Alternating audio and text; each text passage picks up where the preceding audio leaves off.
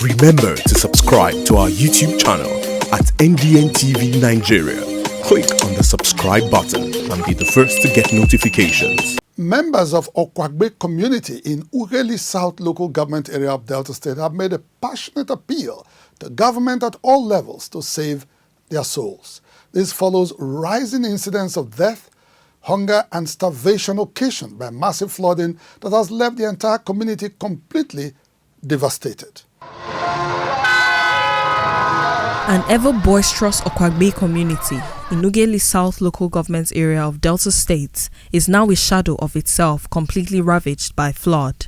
The local economy of this riverside community, centered on fishing and farming, is in ruins. Residents lament. Petty traders are among hundreds of displaced persons counting their losses in the wake of the flood.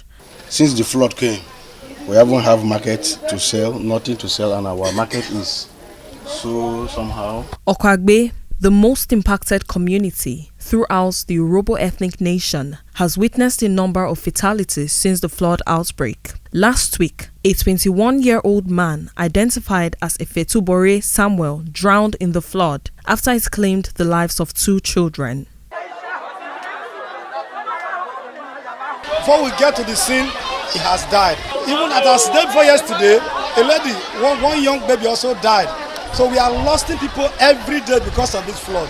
The magnitude of the flood in Okwagbe is attributed to its location at the bank of a river, which has emptied into the entire community, destroying significant buildings like churches, schools and hospitals. Vast portions of farmland and residential buildings have not been spared, making life extremely difficult for displaced members of Okwagbe community who are faced with hunger and starvation. Now suffer we dey hungry self, they beat us not be small.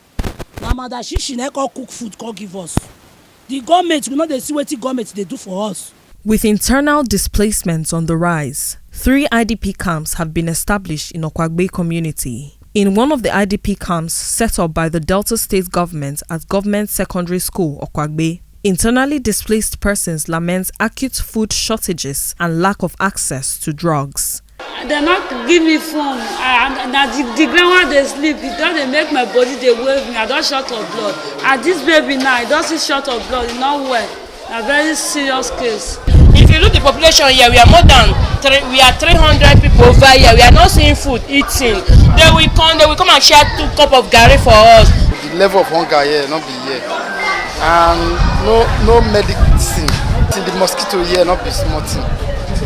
Fever, not be smarting. Some public-spirited individuals have since responded to the plight of Okwagbe community, where the flood is receding at a rather slow pace. Recently, Speaker of the Delta State House of Assembly and PDP governorship candidate Right Honorable Sharif Oborewori dispatched a team to distribute relief materials to displaced members of Okwagbe community. While appreciating individual donations they have received in the last few weeks, distraught members of Okwagbe community call on the Delta State government to come to their aid. Except few individuals who are well-meaning Nigerians, philanthropists, they are coming to assist us with garri, some other things, foodstuffs. But the food is not enough, and all of us cannot gather in one place. So we are begging the state, the government, to come to our aid.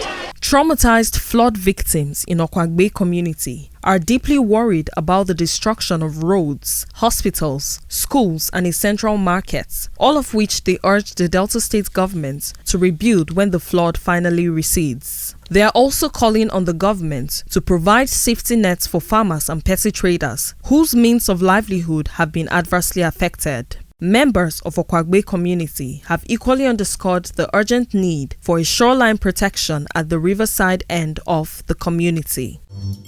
Inside the Niger Delta,